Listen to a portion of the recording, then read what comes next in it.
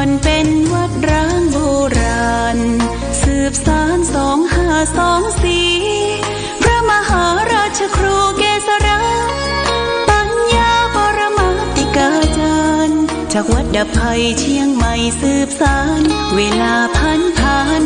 131 ปีนานไกลวัดพระบาทอุดมรุ่งเรืองงามตาเจ้าน้อยบุญทาวงศาข้าหลวงปวงเชียงใหม่ปกครองหัวเมืองฟ้าทุ่มเทแรงกายแรงใจทุกชาติพันธุ์รวมใจรักษา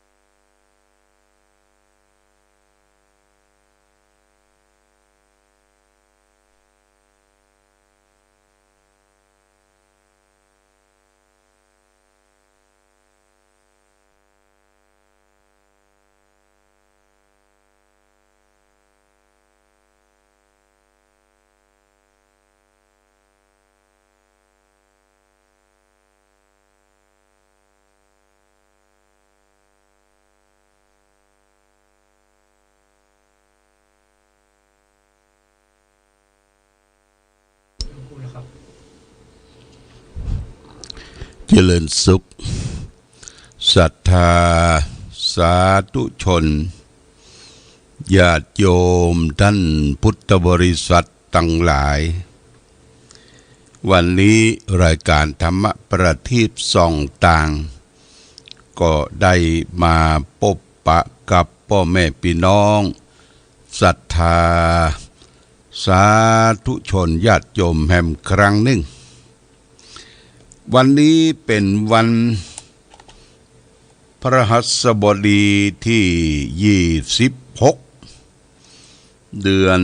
ตุลาคมพุทธศักราช2566ซึ่งตรงกับเดือนเกี่ยงเหนือเดือน11ใต้ขึ้น12ค่ำญาติโยมวันนี้เป็นวันเดือนเกี่ยงเหนือขึ้น12ค่ำก็นับถอยหลังก็เหลือบักกี่วันก็จะถึงเดือนเกี่ยงเปงเดือนเกี่ยงเปงนี่ตรงกับวันที่29วันอาทิตย์นะญาติโยมนะเป็นวันออกพรรษาแล้วก็วันแรม1ค่ำวันที่30เป็นวันทำบุญตักบาตรเทโวโรหณะหลายที่หลายต่างทั่วประเทศที่วัดอยู่บนดอยบนเขาบนเนินก็จะมีการทำบุญตักบาตรเทโวโรหณะได้นิมนต์ตุเจ้าประสงค์สามเณรไปพร้อมกันต่างจังหวัดอุทัยธานีโดยสแกกังญาติโยมโดยสแกกังแล้วก็ต่างลพบุรีนี่ก็คือ เขาพระงามรบบุรีนี่เปิ้นกะตังสระบุรีก็มีที่ไหนก็มีที่วัดอยู่บนดอยบนเขาวัดพระบาทอุดมก็เช่นเดียวกันก็จะมีการทำบุญตักบาตรเทโวโรหณะตักบาตรข้าวสารอาหารแห้งแล้วก็ตังปุ้นดอยหล่อนะดอยหล่อก็มีวัดพระธาตุดอยน้อยดอยหล่อนี่เพิ่งก็จะจัดงานกันใหญ่ระดับอำเภอไปจุมกันที่วัดดอยน้อยพระธาตุดอยน้อยนี่ก็หลายที่หลายต่างหลายญาติโยมคล้ายว่าส่งท้ายในการทำบุญตักบาตรเทโวโรหณะต้อนรับองค์สมเด็จพระสัมมาสัมพุทธเจ้าเสด็จลงจากสวรรค์ชั้นดาวดึงส์ญาติโยมเส้นทางการทำบุญตักบาตรเทโวโรหณะของ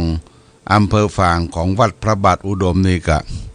เป็นเส้นตรงญาติโยมนะลงจากวัดพระบาทอุดมนี่เวลา7 โมงเช้าผ่านหน้าวัดจองแป้น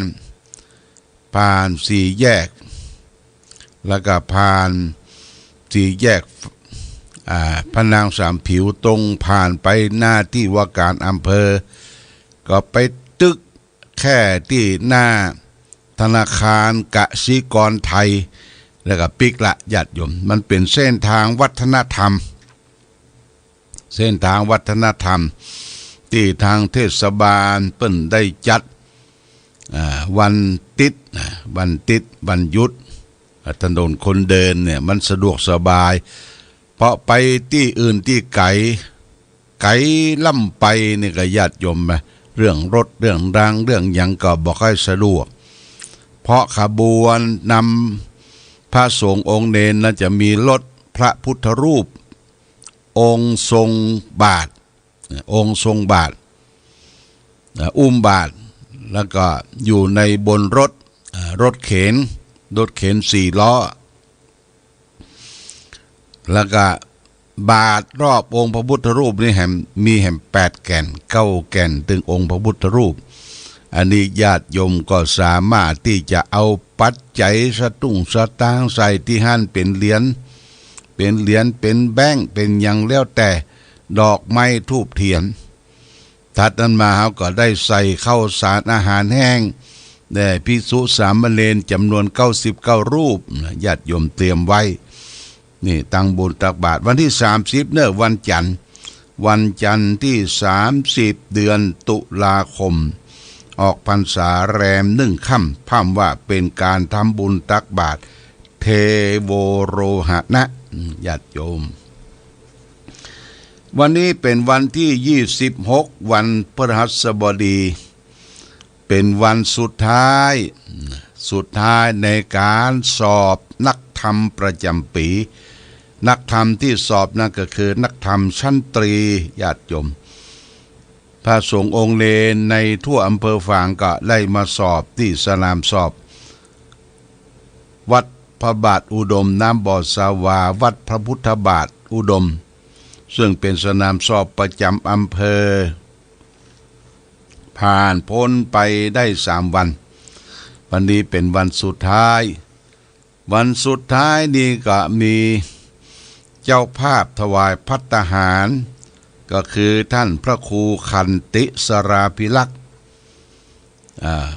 เป็นเจ้าคณะตำบลเวียงเขต1วัดสระนิคมหนองตุ่มวันพรุ่งนี้จะเป็นวันเกิดของท่านพระครูขันติสราภิลักษ์วันนี้เปิ้นจะได้มาถวายภัตตาหารเพลแด่พระภิกษุสงฆ์สามเณรโมทนาสาธุกับพระครูขันติสราภิลักษ์เจ้าอาวาสวัดสระนิคมหนองตุ้มเจ้าคณะตำบลได้ถวายเข้า2 กระสอบแล้วก็เรียงเพลตัววันนี้โมทนาสาธุญาติโยมท่านสาธุชนหลังจากที่ออกพรรษาลาพระเจ้าแล้วก็จะมีกฐินน้ำละ กฐินสามัคคีวัดพระบาทอุดมน้ำบ่อสวาเพิ่งก็จะจัดทำบุญตาลวันเสาร์ที่4ญาติโยมวันเสาร์ที่4เดือนพฤศจิกายนวันเสาร์ที่4เดือนพฤศจิกายนก็ก่อนจะมีตางกฐินนะวันที่3นี่เพิ่นจะแห่แห่นแตนแต้เด้อไปตั้งขบวนกันที่โรงแรมโชคธานีอำเภอฝางนะลานโรงแรมคุณสุพจน์กับเจเพิ่นบอกมาตั้งได้หลวงพ่อมาจัดขบวนแล้วก็จะได้แห่เข้ามาขบวนนั้นประกอบโดยจ้าง1ตัวจ้างนี่เพิ่นจะเอาอัญเชิญอนุสาวรีย์ของเจ้าน้อยมหาวงศ์เจ้าน้อยมหาวงศ์เจ้าน้อยมหาวงศ์มหาธิวงศาราชาธิบดีอดีตก็คือเจ้าหลวงเมืองฝางองค์สุดท้ายที่ลูกหลานเจ้าเมืองฝางได้รอได้ทำไว้นอกนั้นก็จะมีสารูปครูบาเกษระปรมัฏฐาจารย์ครูบาเก๋และก็ครูบากันธานี่ทั้ง2รูป2องค์เนี่ยจะได้แห่เข้ามาพร้อมด้วยขบวนกฐินจ่อฟ้าขบวนจ่อตุงใจต่างๆจ่อตุงใจต่างๆเพื่อจะได้นำมาถวายและนำมาสมโภชก่อนมแมลงเปิ้นแห่มาเปิ้นจะมาจุกันที่ลานอนุสาวรีย์พระเจ้าฝางในญาติโยมเอารูปของเจ้าน้อยมาตั้งแล้วก็ลูกครูบามาตั้งแล้วเปิ้นก็จะสมโภชประมาณสัก2 ชั่วโมงจะมีนางฟ้อนนางรำต่างๆมาแสดงออกถึงความชื่นชมยินดีสมโภชแล้วก็จะได้แจกของรางวัลปันเฮอแก่คณะจ้างฟ้อนต่างๆที่มาฟ้อนมารำเป็นขบวนแห่เสร็จแล้วตอนค่ำเปิ้งก็จะได้อาราธนาครูบาทั้ง2 รูปที่เป็นสารูปนะขึ้นมาประดิษฐานที่วิหารพระเจ้าละแข่งพร้อมโดยอนุสาวรีย์เจ้าน้อยบุญทาวงศาเจ้าน้อยมหาวงศ์ขึ้นมาอบรมสมโภชในค่ำวันที่3เป็นวันศุกร์ญาติโยมนะวันศุกร์เชิญชวนพี่น้องญาติโยมชมรมผู้ปฏิบัติประจำวันเสาร์ได้มาแห่แห่นแต่นแต้ด้วยกันนุ่งขาวแล้วก็นอนกันที่จองที่วัดสำนักปฏิบัติธรรมนะมานอนกันนั้นเมื่อคืนเราจะได้ฟังเทศน์ฟังธรรมฟังครูเจ้าเปิ้นสวดมนต์ตันอบรมสมโภชสารูปเจ้าครูบาทั้ง2 รูปและพระพุทธรูปแห่ง2 องค์พระพุทธรูปที่เป็นพระแก้วและก็พระพุทธรูปแห่งองค์หนึ่งซึ่งได้คัดได้สีหลังจากที่ถูกไฟเบิร์นไฟไหม้ไปองค์พระเจ้าระแข่งนะเราได้เปิดเมตตาละเบิกพระเนตรละก็รวมหมดดึงพระเจ้าระแข่งจะได้อบรมสมโภชนั่นเชิญชวนที่เป็นหลักเป็นชัยก็ชมรมผู้ปฏิบัติธรรมประจำวันเสาร์นะเอามานอนวันศุกร์วันเสาร์นั้นวันที่4เขาบ่ได้ปฏิบัติธรรมแต่มาว่าไหว้พระตอนเจ้าเสร็จแล้วก็เตรียมตัวเตรียมใจได้ทำบุญทอดกฐินสามัคคีด้วยกันกฐินสามัคคีปีนี้ก็คณะลูกหลานของเจ้าเมืองฝางตระกูลวงศาตระกูลณเชียงใหม่จะได้ร่วมด้วยช่วยกันเจ้าภาพที่รับเป็นกองนำมาแล้วเป็นกองนี่รับเป็นเจ้าภาพโทรศัพท์มาหาหลวงพ่อกองหนึ่งก็จะได้รับพระเมตตาพระเหรียญหรือว่าพระพิมพ์เมตตามหาราชพิมพ์ของวัดประดูชิมพรีของหลวงปู่โตญาติโยมตั้งหลังเป็นยันเปิ้นจะมาอบรมสมโภช พระปิตาครูบายี่แก้วแจกเป็นที่ระลึกแก่ญาติโยมท่านสาธุชน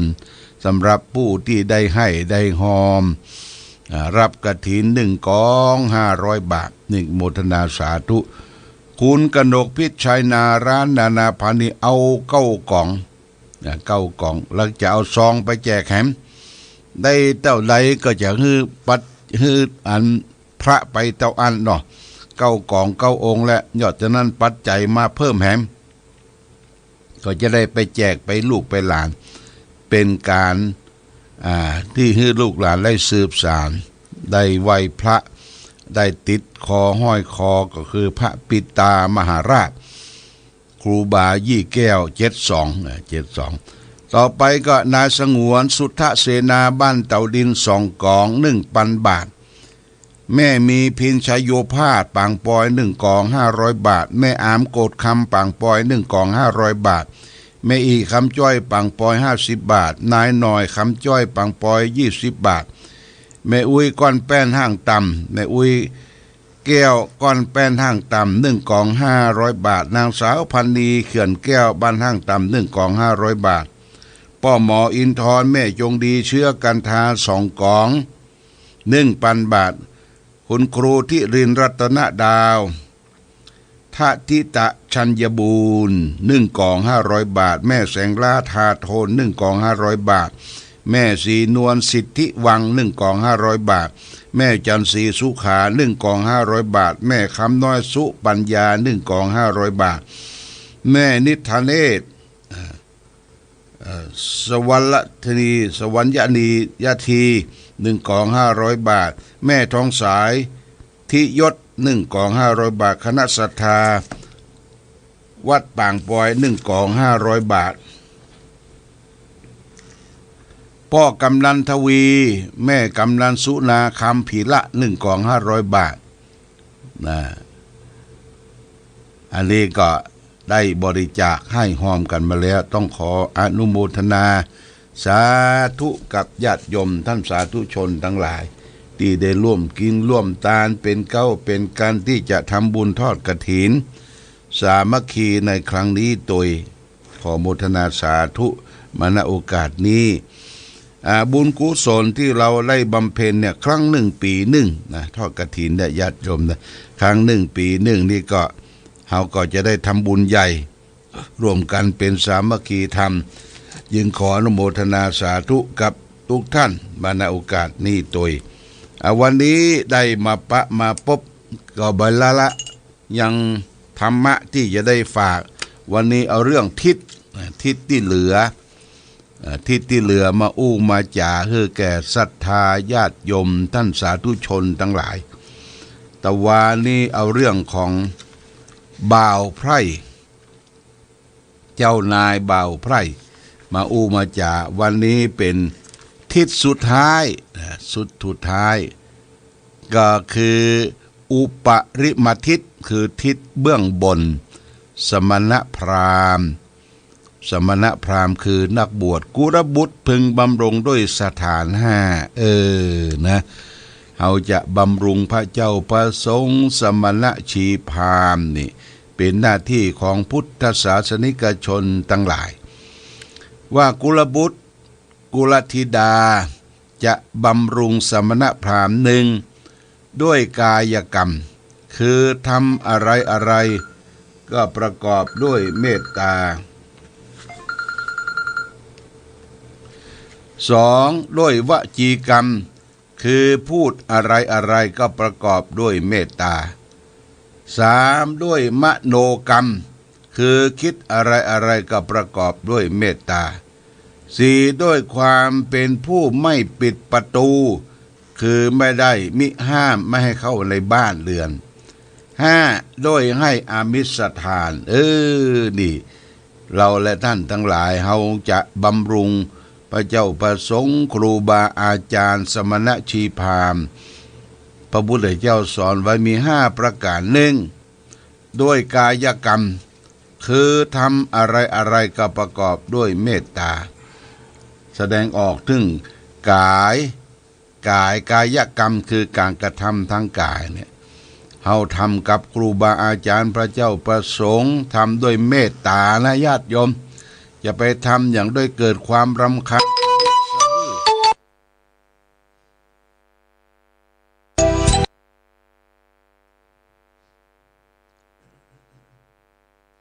ทำมาอย่างสวึดสวือหรือทำมาอย่างหรืออู้บ่มีหางเสียงอู้กระโชกโคกหากต่อครูบาอาจารย์พระเจ้าประสงค์นี่คือขาดเมตตานะสองด้วยวจีกรรมคือพูดอะไรอย่างประกอบด้วยเมตตาเอาจะพูดอย่างออกไปคือประกอบด้วยเมตตาสามด้วยมโนกรรมคือคิดอะไรก็ประกอบด้วยเมตตาคือมีเมตตาทำเป็นที่ตั้งดูแลสมณพราหมณ์พระเจ้าประสงค์สี่ด้วยความเป็นผู้ไม่ปิดประตูคือไม่ให้ห้ามข้ามเข้าบ้านอันนี้จังมีนะญาติโยมนะจังมีคือเฮาขาดเมตตาตูเจ้าประสงค์ไปบิณฑบาตแยกพระแยกสงฆ์ออกอันนี้ไม่ใช่พระวัดเฮาอันนี้เป็นพระบ้านอันนี้เป็นวัดพระป่านะถ้าวัดพระบ้านไปปิดประตูปิดประตูเหมือนกับศรัทธาเต่านะยุบหัวถ้าเป็นพระวัดป่าไปวัดไปเปิ้นนุ่งสีกักออกมาบิณฑบาตใส่บาตรนี่คือเฮาบักประกอบด้วยเมตตาญาติโยมนะเลือกสรรกันทำบุญสุนทานเลือกสรรบ่ได้คิดถึงว่าคือนั่นคือสาวกของพระพุทธเจ้าจะเป็นวัดป่าวัดบ้านพระก็ทำบุญทำสังคมด้วยกันนะญาติโยมห้าเนี่ยด้วยให้อามิสทานอามิสทานคือทานด้วยสิ่งของดอกไม้ธูปเทียนญาติโยมนะคือเฮาจะฮื้อทานแก่พระเจ้าประสงค์ของได้มาก็ได้มาจากความบริสุทธิ์ความบริสุทธิ์ก็คือการได้มาแล้วก็ฮื้อทานแก่พระเจ้าประสงค์โดยมีความผู้มีเจตนาพร้อมหนึ่งความตั้งใจทานสองมีความพร้อมที่จะทานสามทานแล้วก็รื่นเริงบันเทิงจิตใจเวลาทานแหละบุญกุศลก็จะเกิดขึ้นของที่ทานก็ต้องของบริสุทธิ์ของอุ่นๆฮ้อนๆญาติโยมไม่ใช่ว่าจะไปทานวัดไปซื้อของที่ตลาดที่เปิ้นขายแบบเสี่ยงใส่จอกใส่อย่างมาทุเจ้าเอามาก็กินบ่ได้หั่นละมันบูดมันบูด นั่นบูดแล้วเอาไปทานให้ตุเจ้านี่คือเฮาบ่ได้บำรุงสมณพราหมณ์เท่าที่ดีเนี่ยหยังญาติโยมจะไปแยะป้นตีนป้นมือคือทำด้วยความสะอาดบริสุทธิ์พุทธผ่องเปิ้นได้ฉินได้บริโภคของเราก็ดีอกดีใจญาติโยมนะทีนี้สมณพราหมณ์เมื่อได้บำรุงสนี้แล้วก็ย่อมอนุเคราะห์กุลบุตรกุลสีดาหน้าที่ของตุเจ้าพระสงฆ์ก็คือหนึ่งห้ามบ่ฮื้อทำความชั่วเนี่ยห้ามญาติโยมบ่ฮื้อทำความชั่วสองให้ตั้งอยู่ในคุณงามความดีสามอนุเคราะห์ด้วยน้ำใจงามเนี่ยญาติโยมนะตุเจ้าประสงค์อนุเคราะห์ญาติโยมด้วยน้ำใจงามสี่ให้ฟังสิ่งที่ยังไม่เคยฟังสิ่งที่ได้เคยฟังแล้วให้เข้าใจแจ่มแจ้งขึ้นหกบอกทางสวรรค์ให้นี่ญาติโยมนะ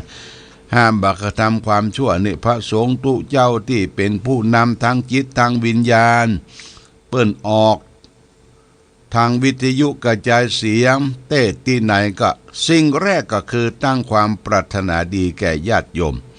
คือบ่ฮื้อได้ทำความชั่วและก็แนะนำให้ญาติโยมตั้งอยู่ในคุณงามความดีมีศีลมีธรรมและก็ประการที่สามอนุเคราะห์ด้วยน้ำใจงามอนุเคราะห์ด้วยน้ำใจงามบริสุทธิ์พุทธผ่องสี่ให้ฟังสิ่งที่ยังไม่เคยฟังอย่างการที่ให้ฟังมาเทศมาแสดงธรรมนี่ก็เสาะสรรสิ่งที่บ่เคยฟังเพื่อญาติโยมฟังห้าทำสิ่งที่ฟังแล้วให้แจ่มแจ้งยิ่งขึ้นฟังแล้วฟังแถมญาติโยมหกบอกทางสวรรค์ให้ก็คือ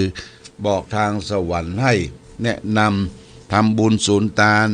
เพื่อจะได้เป็นหนทางที่ดีไปสู่สุคติทั้งโลกนี้และโลกหน้าอย่างนี้เป็นต้นเอาละญาติโยมท่านสาธุชนทั้งหลายวันนี้รายการธรรมประทีปส่องต่างได้มาพบญาติโยมท่านสาธุชนทั้งหลายก็พอสมควรแก่กาลเวลาขอความผาสุขความมีธรรมจงบังเกิดมีแก่ศรัทธาสาธุชนญาติโยมทุกท่านรายการธรรมประทีปส่องทางต้องขอลาก่อนขอผู้ฟังจงตั้งมั่นจิตหันษาโดยธรรมะขององค์พระพุทธาได้นำพาให้เกิดความสุขสงบเย็นขอเจริญพร